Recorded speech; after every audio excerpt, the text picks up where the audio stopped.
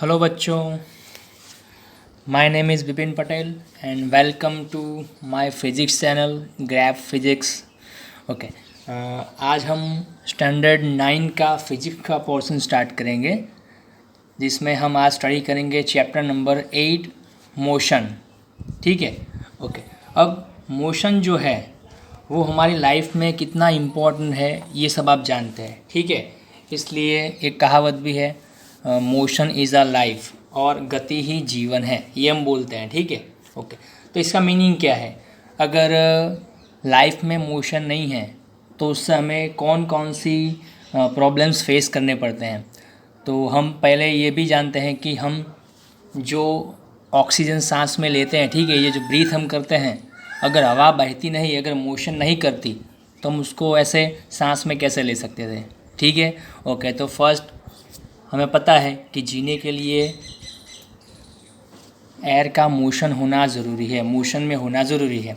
Okay, और दूसरा पानी, वाटर, जिस पर हम जीते हैं, अगर पानी भी बहता नहीं तो हम उसको पीते कैसे। ठीक है, तो ये हवा, पानी, सभी चीज़ें जो है वो मोशन में है, तभी हम इस पर जीवित हैं। ओके, हम अपने आसपास देखते हैं कि कई सारी चीज़ें जो है वो अपनी पोजीशन को चेंज करती है। ठीक है, तो ये सब हमारा मोशन है। डेली रूटीन लाइफ में भी हम मोशन देखते हैं। ठीक है।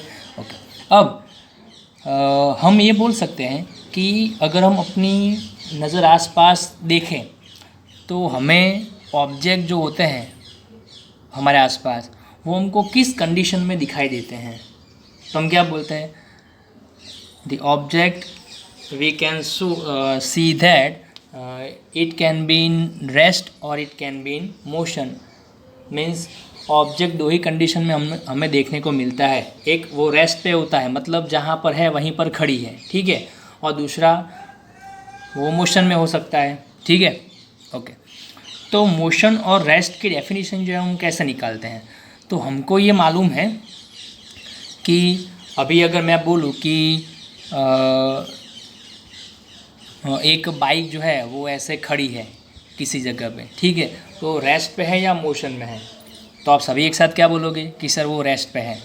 ओके, क्यों रेस्ट में है, तो आप बोले होंगे, ठीक है, कि सर वो चलती नहीं है, ठीक है, तो इसलिए वो रेस्ट पे है। ओके, लेकिन अगर मैं ये प्रूव कर दूं कि वो मोशन में है तो आप क्या बोलोगे। ओके, ठीक है, कैसे, तो ये जो बाइक है जो बंद कंडीशन में है वो कहाँ पर है, तो कि वो अर्थ पर है, वो ग्राउंड पर है। और अर्थ क्या करती है, अपनी एक्सिस पर घूमती है। ठीक है, तो ये मोशन हुआ। हम जानते हैं कि 24 आवर में ये जो अर्थ है वो अपना पूरा एक सर्कल कवर करती है, एक राउंड पूरा करती है। तो उसका मतलब क्या है कि हमारी बाइक जो है, इवन हम भी मोशन में हैं।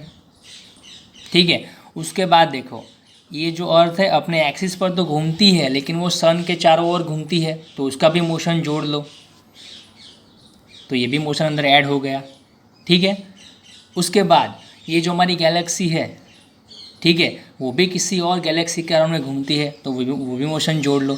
तो इस तरह से हमारे पास कितना मोशन है, हम कितनी तेज़ी से घूम रहे हैं गैलेक्सी में, हमको खुद को मालूम नहीं है, हम उसको गिन भी नहीं सकते हैं। ठीक है। ओके, तो उसका मतलब क्या है कि यूनिवर्स की सारी जो चीज़ें हैं वो मोशन में हैं। ओके, तो यूनिवर्स की सारी जो चीज़ें हैं वो मोशन में हैं, लेकिन हम क्या बोल रहे हैं कि हमको इस मोशन का तो पता ही नहीं चला। हम तो जहाँ पर बैठे हैं वहीं पर है, बाइक जहाँ पर खड़ी थी वहीं पर खड़ी है, तो हमको ये मोशन फील नहीं होता है। ठीक है, अर्थ पर बैठे बैठे हमको ये जो पूरी गैलेक्सी घूम रही है उसको हम फील नहीं कर सकते हैं। ठीक है, तो उसके मोशन की कोई मीनिंग भी नहीं है। ठीक है, तो हम क्या बोलते हैं, हमने अपनी फिजिक्स में अपनी खुद की एक डेफिनेशन बनाई कि मोशन और रेस्ट को हम क्या बोलेंगे। ठीक है, तो हमने क्या किया, हमने ये किया कि अभी मैं जहाँ पर हूँ, अगर थोड़े टाइम के बाद अगर मैं वहीं पर हूँ तो मैं क्या बोलूँगा कि मैं रेस्ट पे हूँ। ठीक है, इसके बाद अर्थ को घूमना है तो घूमे, ठीक है, डजेंट मैटर, हमें उससे कोई मतलब नहीं है। हमें सिर्फ क्या करना है, हम खुद से, हम जहाँ पर है थोड़े टाइम के बाद अगर हम वहीं पर होंगे तो हम क्या बोलेंगे कि हम रेस्ट में हैं। ठीक है। ओके, तो हमने क्या किया, ये जो पूरे अर्थ का मोशन था उसको इग्नोर कर दिया, हमने अपनी खुद की डेफिनेशन बनाई। ठीक है। ओके, हम किसके रिस्पेक्ट में रेस्ट पर है, तो हम कहाँ पर खड़े हैं, ग्राउंड पे खड़े हैं, तो हम क्या बोलेंगे, object is rest with respect to ground. ठीक है, ओके।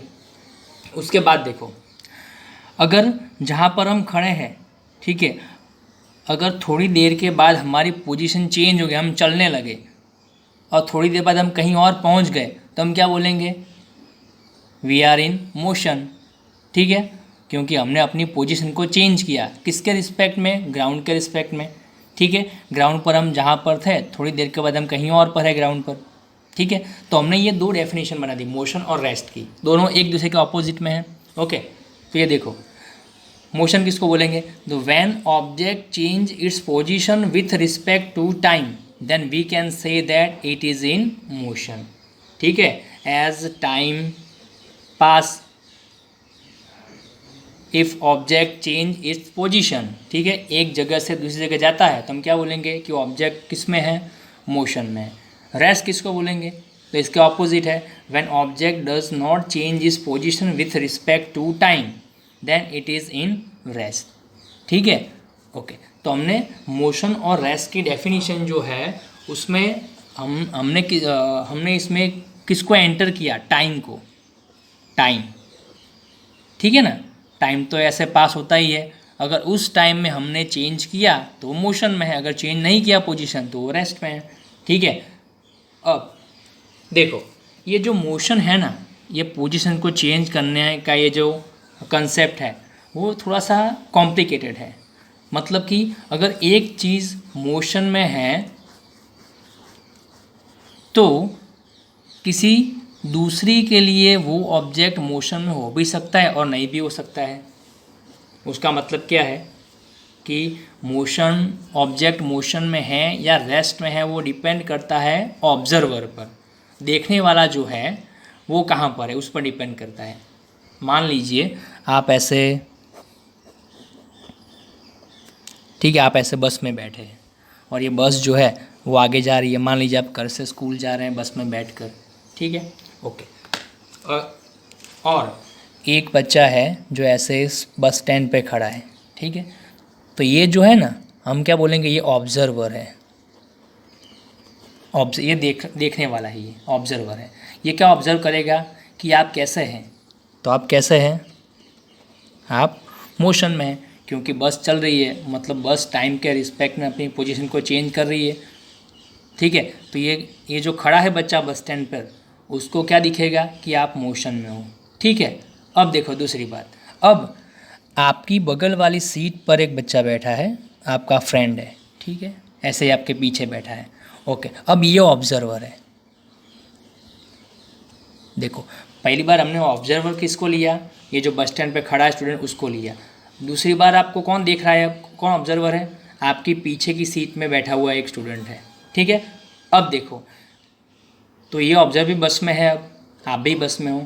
अब ये ऑब्जर्वर को, मतलब आपकी पीछे की सीट पर बैठे वाले बच्चे को आप कैसे दिखोगे, मोशन में या रेस्ट में? ऑब्वियसली रेस्ट में, क्योंकि आप जिस सीट पर बैठे हो वही के वही हो, भले बस जा रही है, लेकिन ये अंदर वाला जो बच्चा आपके पीछे बैठा हुआ, उसको आपका मोशन फील नहीं हो रहा है, क्योंकि आप जहाँ पर है वहीं पर हो। ओके, तो अब देखो, ऑब्जर्वर दो डिफरेंट है। एक बार देखने वाला ज़मीन पर खड़ा है बस स्टैंड पे, और दूसरा देखने वाला खुद बस में है और आप बस में ऐसे मोशन कर रहे हो। तो अब बोलो, आप मोशन में है कि रेस्ट में है? डिसाइड नहीं कर सकते। क्यों? क्योंकि बस स्टैंड पर खड़े बच्चे के लिए आप मोशन में हो और आपकी पीछे की सीट में बैठे हुए बच्चे के लिए आप रेस्ट पे हो। तो इसका मीनिंग क्या है कि मोशन किस पर डिपेंड करता है। मोशन एक इंडिपेंडेंट क्वांटिटी नहीं है, वैसे एब्सोल्यूट क्वांटिटी नहीं है जो जिसको आप डिफाइन कर सके। Motion is a relative term. देखो, motion is a relative term. Relative term means dependent. Motion किस पर डिपेंड करता है? Motion is depend on observer. ये इंपॉर्टेंट है, देखिए, ठीक है ना। तो ये आप किसी चीज़ को ऐसे ही मोशन में नहीं बोल सकते हो। अगर कोई चीज़ मोशन में है या नहीं है, उसके लिए आपको क्या करना पड़ेगा, आपको ये पूछना पड़ेगा कि ऑब्जर्वर कौन है। ठीक है ना, ओके। तो इसी तरह से ऑब्जर्वर जो ऐसे होगा। अब देखो दूसरा एग्जाम्पल, अगर आप ऐसे बस में जा रहे हो और दूर बस रोड के बाजू में पेड़ होते हैं, ठीक है, तो जैसे बस आगे जाती है आपको क्या दिखता है कि पेड़ पीछे जा रहे हैं, ठीक है ना, लेकिन पेड़ तो वहीं पर खड़े हैं। तो इसका मीनिंग क्या है, पेड़ जो है वो खड़े किसको मालूम होंगे, किसको खड़े वो दिखेंगे, तो जो ऑब्जेक्ट मतलब जो आदमी ज़मीन पर खड़ा है उसको पेड़ कैसे दिखेंगे, रेस्ट में दिखेंगे। लेकिन आप बस में ट्रैवल कर रहे हो तो आपको क्या दिखेगा कि आप तो बस में जहाँ पर बैठे वहीं पर बैठे हो, तो आप मोशन नहीं कर रहे, लेकिन मोशन कौन कर रहा है, बाहर के पेड़ मोशन कर रहे हैं, ठीक है ना। तो ये भी वही बात है कि ज़मीन पर खड़े पर्सन के लिए पेड़ रेस्ट में है, लेकिन बस में जो बैठा है उसके लिए पेड़ कैसे है, मोशन में है, ठीक है ना। तो ये दोनों एग्जाम्पल से आपको मालूम हो गया होगा कि मोशन को आप ऐसे इंडिपेंडेंट डिसाइड नहीं कर सकते।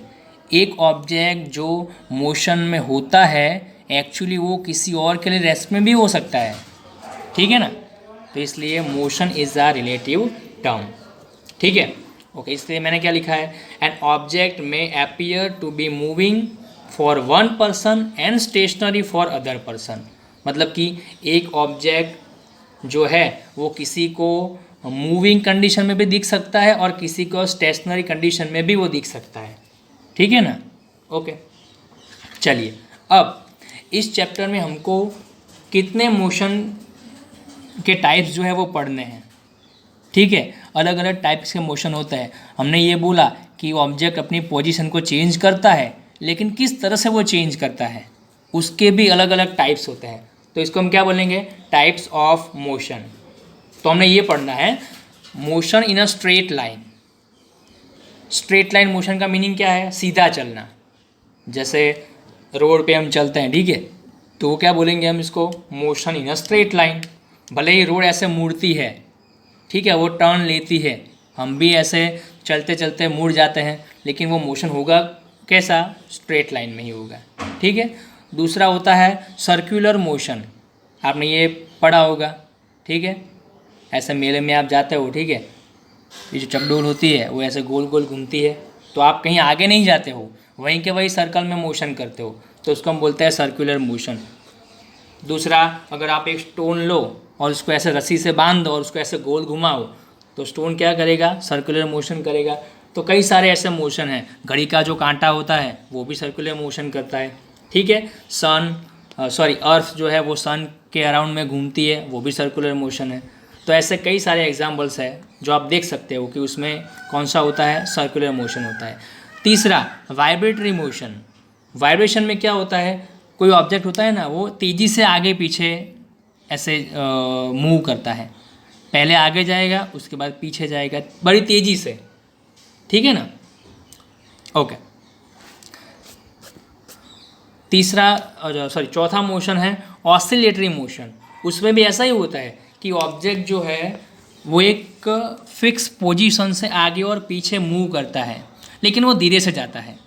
तो vibratory motion and oscillatory motion दोनों एक्चुअली सेम ही है, लेकिन एक में आगे पीछे जाने का जो फास्ट कंडीशन में वो जाता है आगे पीछे, और इसमें वो धीरे से जाता है। जैसे कि आप ये दे सकते हैं कि झूला, आप ऐसे झूले को ऐसे फोर्स लगाओगे तो झूला झूलेगा, ठीक है, तो क्या करता है, उसका मोशन कैसा होता है, ऑसिलेटरी मोशन, क्योंकि वो धीरे से अपनी एक मीन पोजीशन बनाता है। जब झूला रेस्ट पे होता है, ठीक है, तो उसकी जो कंडीशन होती है, उसकी जो पोजीशन होती है, उसको हम क्या बोलेंगे, उसकी मीन पोजीशन हम उसको बोलते हैं, मीन पोजीशन, ठीक है। ये सब आप आगे के स्टैंडर्ड में पढ़ोगे, लेकिन थोड़ा इम्पोर्टेंट इसलिए मैं आपको ये समझाता हूँ, ठीक है। तो ये झूला क्या करेगा, ऐसे आगे जाएगा, उसके बाद पीछे आएगा, ऐसे फिर से आगे जाएगा, पीछे आएगा, और ये थोड़ा मोशन कैसा करेगा, स्लो करेगा, धीरे से आगे पीछे जाएगा। तो हम इसको क्या बोलेंगे, ऑसिलेटरी मोशन है, ठीक है ना, ओके। चलिए, तो हम यहाँ पर सिर्फ 2 ही मोशन पढ़ेंगे। 9th स्टैंडर्ड के सिलेबस में 2 मोशन ही हैं, एक स्ट्रेट लाइन मोशन और दूसरा सर्कुलर मोशन, ठीक है, ओके। और ये वाइब्रेटरी ऑसिलेटरी मोशन जो है वो साइंस में आप पढ़ोगे 11th-12th साइंस में, ठीक है, ओके। चलिए, तो ये हुआ हमारा मोशन का टाइप। ठीक है। उसके बाद देखो, अगर हमको मोशन को डिस्क्राइब करना है कि ये मोशन कैसा होगा, किस तरह से होगा, कहाँ से होगा, तो उसके लिए हमें क्या चाहिए? तो उसके लिए हमें एक फिक्स पोजीशन को लोकेट करना पड़ेगा। अब इसका मीनिंग क्या है? मान लीजिए आप ऐसे घर से स्कूल चले, ठीक है, तो आपने मोशन किया कि नहीं किया? ऑब्वियसली किया, ठीक है। आपने जैसे जैसे टाइम बीतता है आपने अपनी पोजीशन को चेंज कर लिया और घर से स्कूल पर आ गए, ठीक है। तो ये जो आपका घर है वहाँ से मोशन स्टार्ट हुआ, तो ये आपका इनिशियल पॉइंट होगा जहाँ से मोशन स्टार्ट होता है, ठीक है। और ये जो स्कूल पर पहुँचे आप, ये आपका डेस्टिनेशन हुआ, मतलब फाइनल पॉइंट हुआ आपका, ठीक है। तो मोशन किस किस के बीच में होता है? तो मोशन इनिशियल पॉइंट से लेकर फाइनल पॉइंट तक होता है। इसीलिए ये जो इनिशियल पॉइंट है जहाँ से मोशन स्टार्ट हुआ उसको हम क्या बोलेंगे? उसको हम बोलते हैं रेफरेंस पॉइंट। ये देखो, रेफरेंस पॉइंट, ठीक है। दूसरा हम उसको क्या बोलते हैं? ओरिजिन। अब ओरिजिन का आपको मालूम है, ठीक है, जहाँ से ये मतलब जहाँ से मोशन स्टार्ट होता है उसको हम ओरिजिन बोलेंगे। तो कई सारे नाम हैं इसके, रेफरेंस पॉइंट बोल सकते हैं, इसको ओरिजिन बोल सकते हैं, दूसरा इसको इनिशियल पॉइंट भी आप बोल सकते हो, और इनिशियल पोजीशन ये भी आप इसको बोल सकते हो, ठीक है। तो हम क्या कहते हैं कि for describing the motion we need to locate a reference point. मतलब अगर मोशन को हमें डिस्क्राइब करना है, उसको बताना है किसी को कि हमने मोशन कहाँ से स्टार्ट किया, तो हमें ये एक रेफरेंस पॉइंट चाहिए जहाँ से हमने चलना स्टार्ट किया, ठीक है ना। ओके ओके, अब देखो ये जो रेफरेंस पॉइंट है उसको यूज़ करके हम मोशन को कैसे डिसाइड करते हैं, अब इसका एग्जांपल लेते हैं, ठीक है। ओके, तो हम यहाँ पर आज स्टडी करेंगे motion in a straight line, ठीक है। स्ट्रेट लाइन का मोशन जो होता है उसको हम कैसे डिसाइड करते हैं। ओके, मान लीजिए यहाँ पर देखो डिस्टेंस, जैसे हम देखो मोशन जो होता है उसमें हमने क्या डिसाइड किया, मतलब ऑब्जेक्ट जो है वो अपनी पोजीशन को चेंज करता है, ठीक है। अगर पोजीशन को चेंज करता है तो क्या करता है? वो डिस्टेंस ट्रैवल करता है, वो डिस्टेंस कवर करता है कुछ, ठीक है। और डिस्टेंस को हम किस में नापते हैं? किलोमीटर में या मीटर में। आपने ये तो पढ़ा होगा लोअर स्टैंडर्ड में कि डिस्टेंस को हम नापते हैं किलोमीटर में और टाइम को हम नापते हैं सेकंड में, मिनट में या आवर में, ठीक है। ओके, तो अब देखो हमने क्या किया, ये जो आपका स्केल है ना, ये मान लीजिए ये 0, 5, 10, 15, 20, 25, ठीक है ना। ये जो मैंने लिखा है ये डिस्टेंस है किलोमीटर में, और हर एक दो वैल्यू के बीच कितना डिफरेंस है? 5 किलोमीटर का, ठीक है। तो ऐसे 5 किलोमीटर के इंटरवल में मैंने ऐसे डिस्टेंस को लिखा है, और ये किस यूनिट में है? किलोमीटर में है, ठीक है। ओके, उस पर मैंने एक सर्टेन पॉइंट्स मार्क किए हुए हैं। देखो ओ पॉइंट है, ए बी सी, ये अलग अलग लोकेशन है, जगह है इस अलग अलग, ठीक है ना। मान लीजिए आप मतलब आप कहीं से भी मतलब कहीं पर जाते हैं, आप मोशन करते हैं, ठीक है। तो आप कहाँ से जाते हैं? घर से ही जाते हैं ना, ठीक है। मैं आपको ऐसे डोमेस्टिक एग्जांपल समझा रहा हूँ कि मान लीजिए वो जो है ना पॉइंट, ये आपका घर है, ठीक है ना। तो आप इसको क्या बोलेंगे? Initial point. मतलब आपने यहाँ से मोशन स्टार्ट करना है, ठीक है। दूसरा हम क्या बोलेंगे इसको? Reference point. तीसरा हम इसको क्या बोलेंगे? ओरिजिन, ठीक है ना। तो ये तीनों का मीनिंग एक ही है, जहाँ से मोशन स्टार्ट होता है उसको हम ये बोल सकते हैं, ठीक है। तो आपका घर ऐसे ओ पर है, ये ओ पॉइंट पर, ठीक है। ओके, अब क्या हुआ, आप ऐसे घर से चले और मार्केट में एक दुकान पे आपको कुछ काम है, ठीक है। तो आप ओ से चलकर इस दुकान पर पहुँचे जो ए पॉइंट पर आपकी दुकान है, ठीक है। तो बोलो आपने घर से कितना डिस्टेंस कवर किया, कितना डिस्टेंस ट्रैवल किया? तब क्या बोलोगे कि आपका घर जो जहाँ पर था उसको आप 0 मान लेते हो, ठीक है। तो दुकान घर से कितनी दूरी पर है? 15 किलोमीटर, थोड़ी सी दूर हो गई, ठीक है, लेकिन आप थोड़ा सा ऐसे समझ लेना कि 15 किलोमीटर पर दुकान है घर से, तो आप क्या बोलोगे कि आपने 15 किलोमीटर डिस्टेंस ट्रैवल किया, ठीक है। तो हम क्या बोलेंगे, ये ओ से ए तक का डिस्टेंस जो है उसको हम क्या बोलेंगे 15 किलोमीटर। और ये क्या है, तो इसको हम सिंपली क्या बोलेंगे कि ये डिस्टेंस है, ठीक है। और दूसरा हमने इसको फिजिक्स में एक स्पेसिफिक नाम दिया, उसको हम बोलते हैं पाथ लेंथ। देखो पाथ लेंथ आपको मालूम है क्या होता है, पाथ मीन्स रास्ता, रास्ते की जो लेंथ है उसको हम क्या बोलेंगे पाथ लेंथ, और उसको हम सिंपली क्या बोलते हैं डिस्टेंस। तो ओ से ए तक का जो डिस्टेंस है वो कितना होगा 15 किलोमीटर, ठीक है।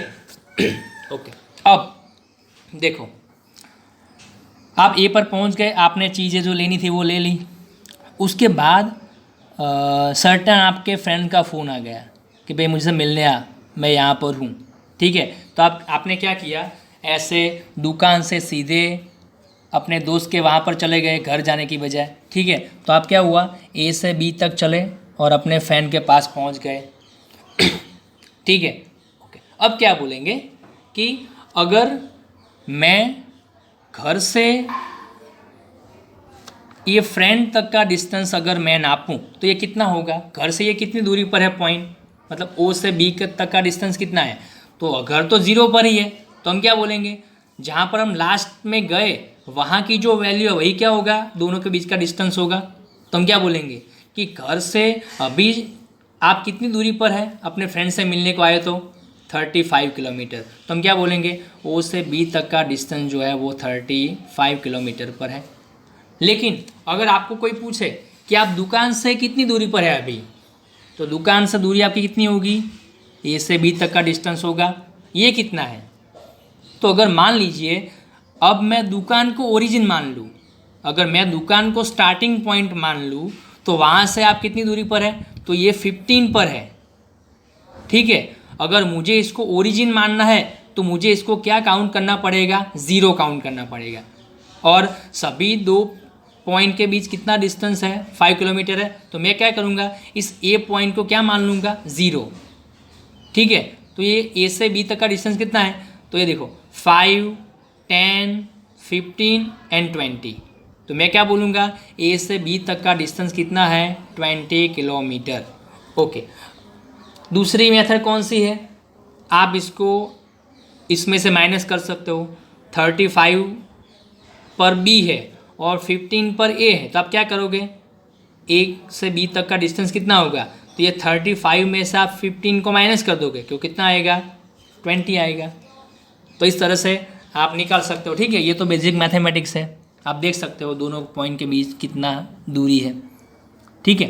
ओके, तो ये आपकी मर्ज़ी है कि आप इनिशियल पॉइंट कहाँ पर लेते हो, मतलब आप मोशन को कहाँ से स्टार्ट करना है ये आप खुद डिसाइड करोगे। हमने ये एग्जांपल क्यों दिया कि हम कहीं पर जाते हैं तो बेसिकली घर से ही निकलते हैं, तो घर से हम ऐसे डिस्टेंस को नापना शुरू कर देते हैं, ठीक है। लेकिन आप ए से भी नाप सकते हो, अगर आपको ए से डिस्टेंस नापना है किसी का तो आपको ए पर क्या लेना पड़ेगा, ऐसे ज़ीरो लेना पड़ेगा, उसके बाद जितना डिस्टेंस है आप काउंट कर लो, ये हो गया, ठीक है। उसके बाद आप बी से ऐसे सी तक जाते हैं, तो बी से सी तक का डिस्टेंस कितना होगा, तो ये आप अभी खुद गिन सकते हो कि दोनों के बीच का 5 डिस्टेंस है, तो क्या करोगे ये 5, 10, 15, 20 एंड 25 किलोमीटर होगा। और दूसरा क्या कर सकते हो आप 60 में से 35 को माइनस कर दो तो भी 25 आएगा, ठीक है ना। ओके, अब देखो ऐसे आप टुकड़ों टुकड़ों में डिस्टेंस ट्रैवल करते हैं और ओ से लेके आप सी तक पहुँचे, ठीक है ना।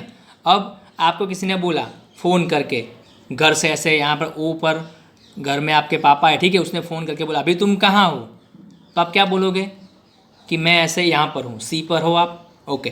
तो ओ से सी तक का डिस्टेंस क्या होगा, तो आप क्या बोलोगे कि मैं घर से 60 किलोमीटर की दूरी पर हूँ, साइकिल लेके निकला हूँ, ठीक है।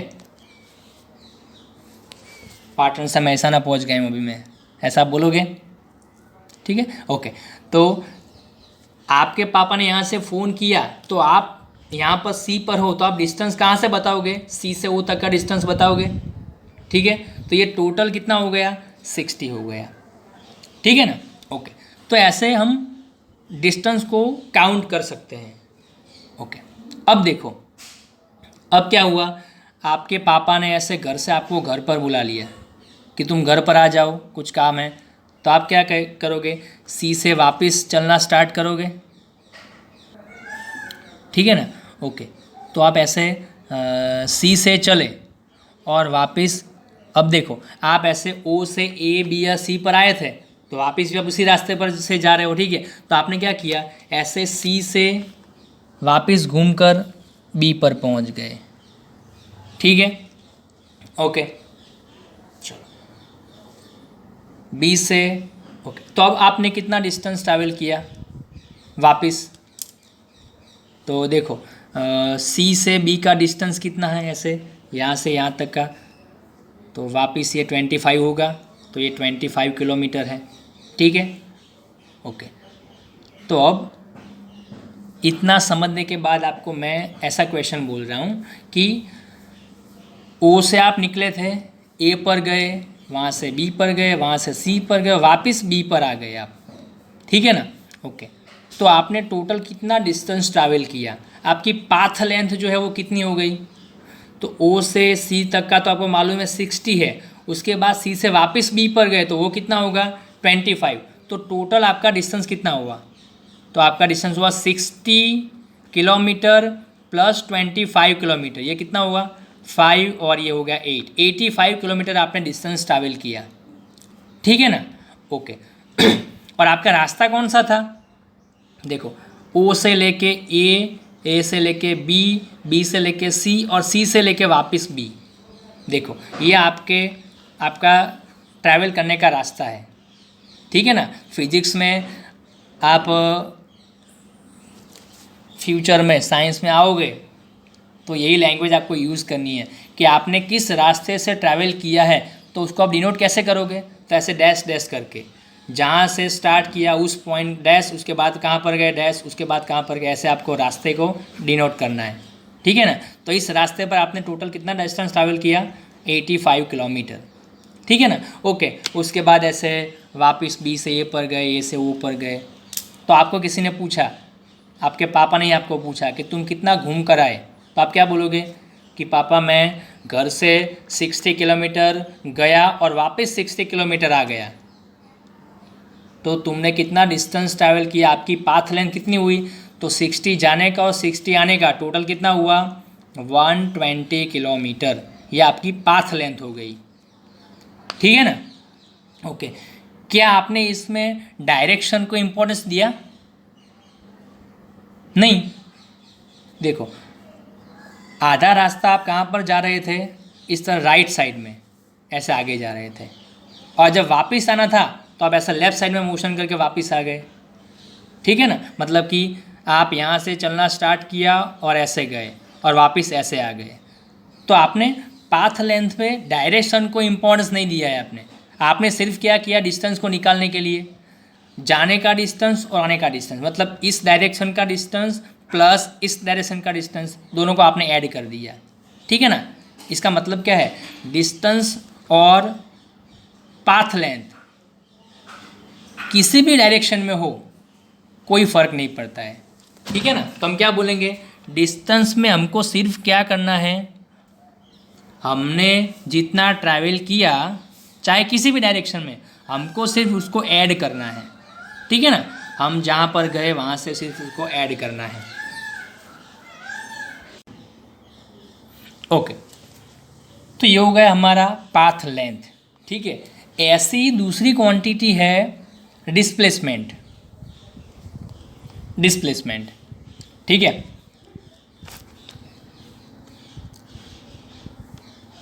डिस्प्लेसमेंट ये हम किसको बोलेंगे? तो डिस्प्लेसमेंट भी वन टाइप ऑफ डिस्टेंस ही है, लेकिन हम डिस्प्लेसमेंट में डायरेक्शन को इम्पोर्टेंस देते हैं, ठीक है। उसमें डायरेक्शन काउंट होती है।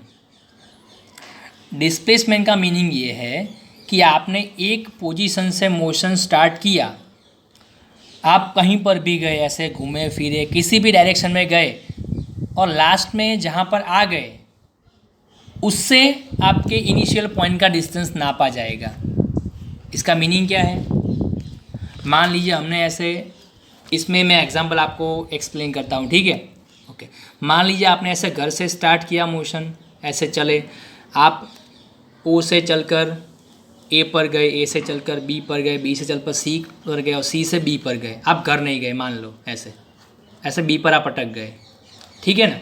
ओके, तो अगर आपको कोई पूछे कि आपका डिस्प्लेसमेंट कितना है, तो डिस्प्लेसमेंट में क्या होता है कि ये जो आपका है ओ, ये क्या माना जाएगा? आपका इनिशियल पॉइंट जहाँ से आपने मोशन स्टार्ट किया और ऐसे घूम फिर कर ए बी सी से होकर वापस लास्ट में कहाँ पर आ गए? बी पर। तो ये बी आपका क्या होगा? ये आपका होगा फाइनल पोजीशन। बी आपकी क्या होगी? फाइनल पोजीशन, ठीक है ना? तो अगर आपको कोई पूछे कि आपका डिस्प्लेसमेंट कितना हुआ, तो डिस्प्लेसमेंट आप कैसा निकालोगे? तो आपको सिर्फ इतना करना है, final position minus initial position. आप ऐसे घूम फिर के जहाँ पर भी गए, इससे कोई फ़र्क नहीं पड़ता है। आपको सिर्फ क्या करना है, लास्ट में आप जहाँ पर रुके हो वहाँ से इनिशियल पॉइंट का डिस्टेंस कितना है, यही आपका क्या होगा? डिस्प्लेसमेंट होगा, ठीक है ना? ओके, तो क्या करोगे आप? फाइनल पोजीशन कहाँ पर है? 35 पर है और इनिशियल पोजीशन कहाँ पर है? 0 पर है। तो आपका डिस्प्लेसमेंट कितना हुआ? 35 किलोमीटर, ठीक है ना? ओके, अगर इसी एग्जाम्पल में आपको पाथ लेंथ बोला जाता तो आप कितनी निकाल दे? तो आपका रास्ता जो है कहाँ से था? ओ से लेके पहले सी तक का था और सी से लेके 30 बी तक का, मतलब 35 है ये, ठीक है ना? तो कितना होता? 60 ये और सी से बी तक का 25 दूसरा, मतलब 85 किलोमीटर। तो आप देख सकते हो कि डिस्टेंस मतलब पाथ लेंथ एंड डिस्प्लेसमेंट में कितना डिफरेंस है। अगर पाथ लेंथ बोलते तो कितनी होती? 85 किलोमीटर इसी के लिए, और इसी के लिए अगर डिस्प्लेसमेंट बोलते हो तो कितना होता है? 35 किलोमीटर। उसका मीनिंग क्या है? पाथ लेंथ में डायरेक्शन की इम्पोर्टेंस नहीं है। आप जहाँ जहाँ पर भी जाते हो ना, सबको ऐड करना है। और डिस्प्लेसमेंट में क्या होता है? डिस्टेंस निकालना है, लेकिन किस किस के बीच? Final position minus initial position. इसका मतलब क्या है? ये जब बी से सी तक चले ना, इसको आप इम्पोर्टेंस नहीं देते हैं, ठीक है? मतलब डिस्प्लेसमेंट में आपको एक स्पेसिफिक डायरेक्शन में ही डिस्टेंस निकालना है। वर्ड को सुनिए ज़रा, कंफ्यूज मत होना। डिस्प्लेसमेंट में हमें कौन सा डिस्टेंस मेजर करना है? तो किसी स्पेसिफिक डायरेक्शन में ट्रैवल किया हुआ।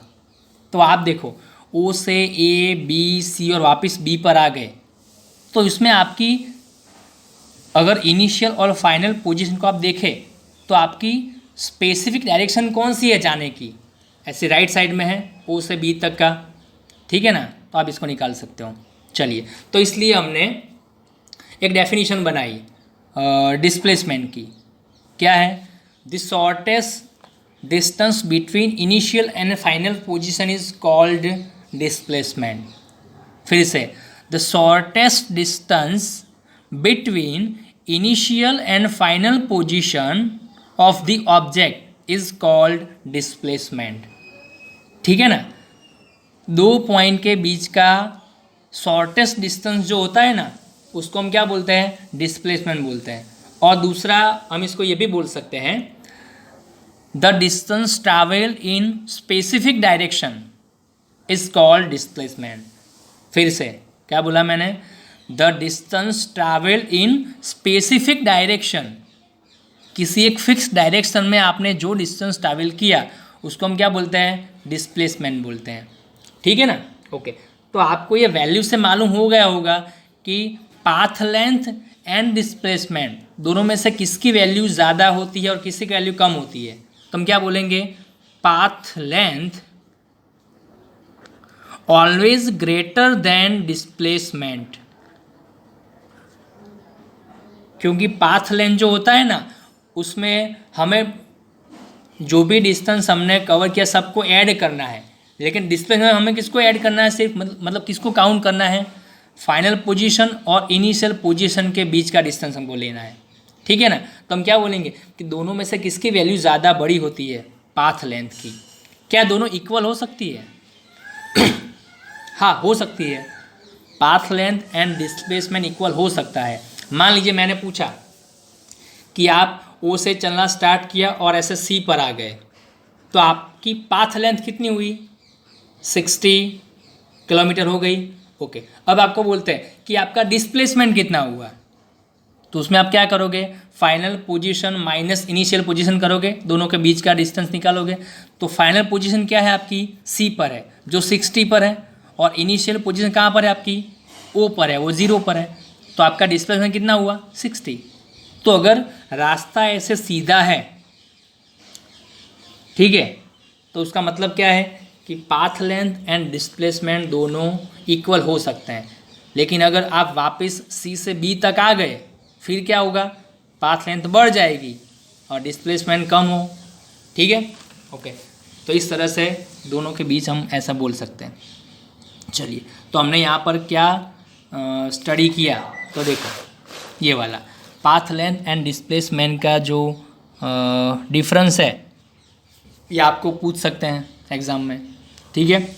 तो पाथ लेंथ किसको बोलेंगे, total distance covered by object is called path length.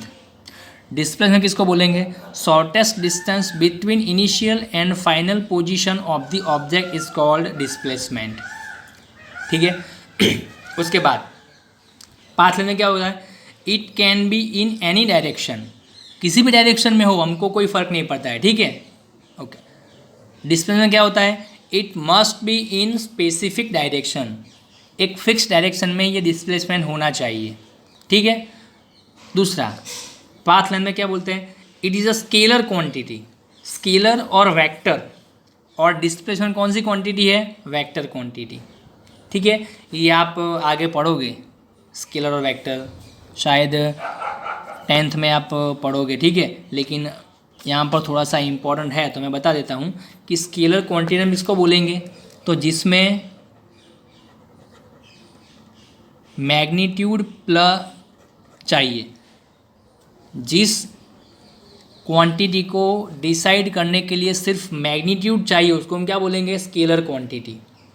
उसके बाद वेक्टर किसको बोलेंगे, तो इसमें मैग्नीट्यूड प्लस डायरेक्शन दोनों चाहिए, ठीक है ना, उसको हम बोलते हैं वेक्टर क्वांटिटी।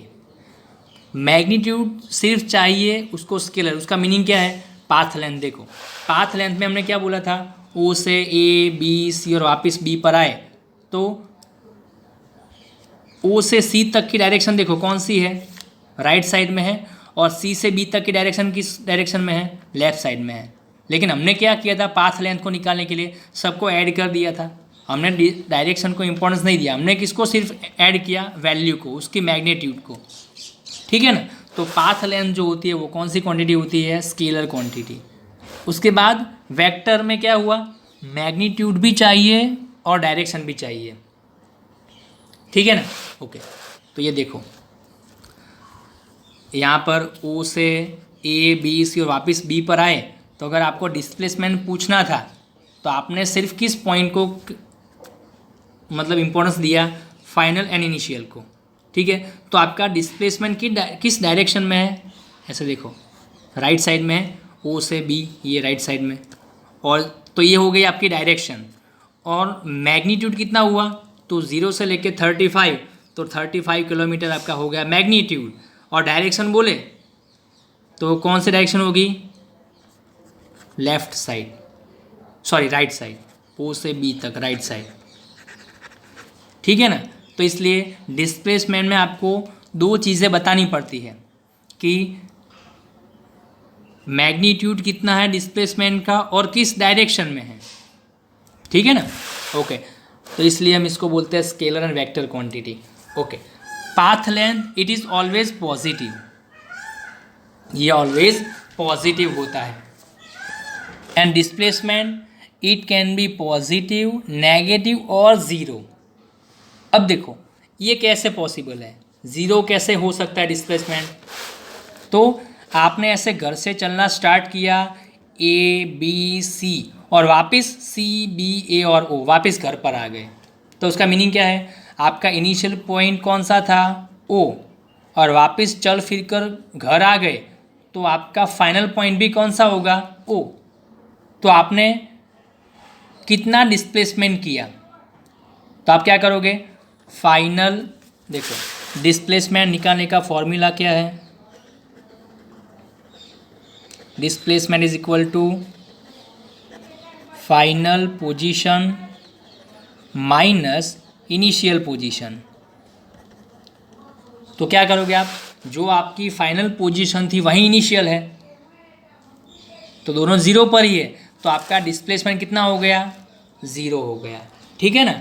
ओके, लेकिन आपको पूछा जाए कि आपकी पाथ लेंथ कितनी है, तो आप क्या करोगे, 60 आने का और 60 जाने का टोटल कितना होगा, 120 किलोमीटर। ये आपको मैंने आगे समझाया, ठीक है ना। ओके, तो इस तरह से आप इसको काउंट कर सकते हो।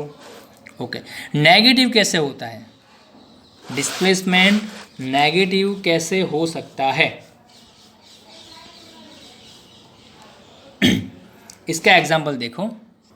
चलिए, ओके, नेगेटिव डिस्प्लेसमेंट को समझाने के लिए मैं आपको एक और एग्जांपल देता हूँ। मान लीजिए आप अभी बी पर हो, ठीक है ना।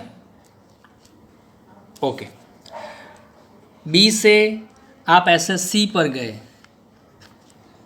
ठीक है। ओके, और सी से आप वापस ए पर आए, ठीक है। देखो क्या बोल रहा हूँ मैं, बी से आप कहाँ पर गए, बी से सी पर गए, सी से वापस कहाँ पर आए, बी पर आए, और बी से कहाँ पर गए, ए पर गए। ये देखो आपका ये पाथ है, ठीक है, ये रास्ता है आपका ट्रैवल करने का, बी से सी, सी से वापस बी, और बी से वापस ए। चलिए, अब आपको बोलते हैं कि आपका डिस्प्लेसमेंट कितना, तो आप क्या करोगे, final position minus initial position.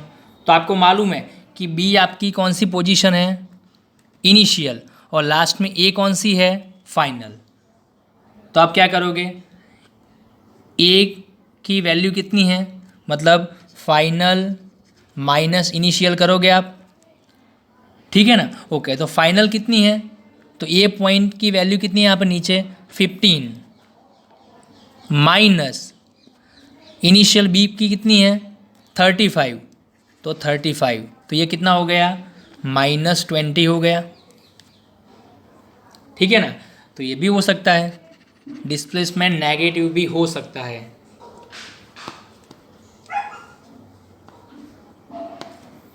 ठीक है। ओके, थोड़ा सा डिटेल में आप इसको फर्दर स्टडी करोगे, ठीक है, साइंस में। अभी आपके सिलेबस में इतना ही है, और याद रखो बुक में इतना कॉन्सेप्ट नहीं है, ठीक है। बुक में ऐसी 4-5 लाइन लिखकर इस कॉन्सेप्ट को छोड़ दिया है, लेकिन मैंने आपको पूरी 45 मिनट इसके लेक्चर को मैंने कैरी किया है, ठीक है। तो आई होप कि आपको इस कॉन्सेप्ट में अगर समझ आ गया होगा। चलिए, ओके, तो यहाँ तक हम रखते हैं। नेक्स्ट वीडियो में हम स्टडी करेंगे uniform motion and non uniform motion. आपको करना क्या है, आपको ये करना है कि ये जो वीडियो में आपने पढ़ा, आपको जो डिस्प्ले पर दिख रहा है, ठीक है, तो ऐसे वीडियो को पॉज करके स्क्रीनशॉट ले लो, और इसी को आपको नोट में कॉपी करना है, ठीक है। यही आपका होमवर्क है। मतलब यहाँ तक आपको क्या पूछा जाएगा, तो अभी मैंने ये समझा है ना कि पाथ लेंथ डिस्प्लेसमेंट का डिफरेंस क्या है। उसके बाद ये जो मैंने एक स्केल दिया हुआ है, उसमें कहाँ से कहाँ तक का डिस्टेंस है, डिस्प्लेसमेंट है, ये आपको पूछा जाएगा, ठीक है। और उसके बाद ये जो डेफिनेशंस थी अलग अलग, मोशन की, रेस्ट की, कंडीशन ऑब्जेक्ट की कितनी है, ठीक है, मोशन किसको बोलेंगे, और ये स्ट्रेट लाइन मोशन क्या होता है, ठीक है। ओके, तो आपको करना क्या है, वीडियो को पॉज करके उसको स्क्रीनशॉट ले लेना है, और उसको आपके नोट में ऐसे लिख देना है, ठीक है। यही आपका होमवर्क है, ये आपकी नोट्स है, ठीक है, आगे जो भी थियरीज होगी उसको मैं प्रॉपर आपको स्टडी करूँगा, एक्सप्लेन करूँगा। ठीक है, तब तक थैंक यू। ओके, लास्ट में एक और एग्जांपल देख लो। डिस्प्लेसमेंट एंड पाथ लेन का प्रॉपर आपको कंसेप्ट समझ में आने के लिए मैंने एक एग्जांपल देखो। मान लीजिए ये आपका ए पॉइंट है, ठीक है, आप यहाँ पर हो और यहाँ से आपको बी पर जाना है। ठीक है, ओके, तो मान लीजिए आप 3 फ्रेंड्स हो, 3 लोग हो, आप 3 लोग ऐसे ए पर हो और आपको ये बोला गया कि आप तीनों को ऐसे बी पर जाना है। तो तीनों की जाने का पैटर्न देखो। एक क्या करता है, ये आप मान लीजिए आप जो है वो ए से बी तक जाते हैं, लेकिन आपको थोड़ी जल्दी है, आपको कुछ काम है, तो जल्दी जल्दी आपको ए से बी तक पहुंचना है। तो आप क्या करोगे, ऐसे सीधा रास्ता पकड़ोगे, ठीक है, और ए से बी तक आ जाओगे आप। ओके, दूसरा जो आपका फ्रेंड है, ठीक है, उसको कुछ काम है मार्केट में, तो ये क्या करेगा, ए से चल के ऐसे मार्केट होके ऐसे दुकान जाके ऐसे घूम फिर के बी पर आएगा ऐसे। ठीक है, ओके। तीसरा थोड़ा पागल है, तो उसने क्या किया, ऐसे थोड़ा सा पैटर्न बनाया, उसको शौक़ है ऐसा पैटर्न बनाने का। तो ये क्या किया उसने, ए से वो चलकर ऐसे सीधा नीचे गया ऐसे, ठीक है, वहाँ से थोड़ा चलने के बाद ऐसे मुड़ गया इस तरह से, और यहाँ से वापस ऊपर मुड़ कर ऐसे बी पर आ गया। ठीक है, तो ये फर्स्ट, सेकंड एंड थर्ड, ये तीनों जो रास्ते हैं वो 3 अलग अलग स्टूडेंट के हैं। तीनों में क्या हुआ, तीनों की इनिशियल पोजीशन कौन सी थी, ए पर, और फाइनल क्या है, बी पर थी। मतलब तीनों ए से चलकर बी तक आए। ठीक है, लेकिन तीनों का रास्ता डिफरेंट है। ठीक है, उसमें आप बोलो पाथ लेंथ जो है वो किस रास्ते की नापी जाएगी और डिस्प्लेसमेंट किस रास्ते का है। तीनों में से डिस्प्लेसमेंट आप किसको बोलोगे, किस रास्ते को बोलोगे, 1, 2 एंड 3। तो हमने क्या बोला था, डिस्प्लेसमेंट में क्या होना चाहिए, प्रॉपर डायरेक्शन होनी चाहिए। अब चेक करो, क्या एक जो रास्ता है फर्स्ट नंबर का उसमें कोई प्रॉपर डायरेक्शन है, नहीं है। क्या होता है, ये ऐसा टेढ़ा मेढ़ा रास्ता है, ऐसे जाके यहाँ से मुड़ गया, वापस नीचे आया, वापस ऊपर गया, ऐसे ऐसे।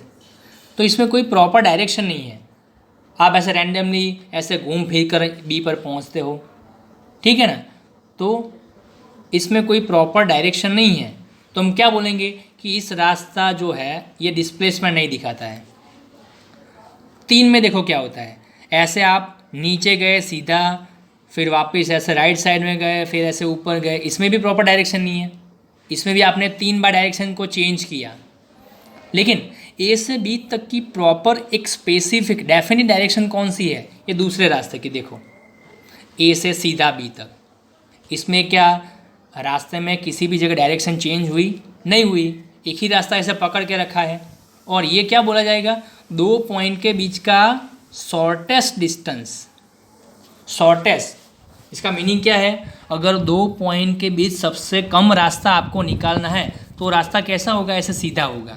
आपको ये बोला जाए कि ये ए पॉइंट है, ये बी पॉइंट है, ए और बी पॉइंट का सबसे कम डिस्टेंस कौन सा होगा, तो आप क्या करोगे, ऐसे सीधा इसको जोड़ दोगे, तो ये डिस्टेंस आपका कैसा हुआ, सबसे कम डिस्टेंस हुआ। और इसी में क्या होता है, एक प्रॉपर डायरेक्शन होती है। ठीक है ना, ओके। तो हम क्या बोलेंगे कि ये जो दूसरा रास्ता है वो क्या दिखाता है, डिस्प्लेसमेंट। ठीक है, और ये फर्स्ट एंड थर्ड रास्ता क्या दिखाता है, पाथ लेंथ। क्यों, क्योंकि पाथ लेंथ में हम क्या करते थे, डायरेक्शन को इम्पोर्टेंस नहीं देते थे। हम क्या करते थे, कहाँ पर भी जाए सबको ऐड करते जाना है, और बी तक पहुँचे, जितना ट्रैवल किया सबको ऐड कर दो। ठीक है, ओके। तो ये हुआ पाथ लेंथ 1 एंड 3, और ये सेकंड हुआ डिस्प्लेसमेंट। तो इस एग्जांपल से आपको मालूम हो गया होगा कि डिस्प्लेसमेंट में डायरेक्शन एंड मैग्नीट्यूड दोनों को हम देखते हैं, और पाथ लेंथ में सिर्फ मैग्नीट्यूड को देखते हैं, डायरेक्शन जो भी हो उससे हमको कोई फ़र्क नहीं पड़ता है। ठीक है, ओके। तो ये हमारा हो गया डिस्टेंस एंड डिस्प्लेसमेंट का कंसेप्ट। ओके।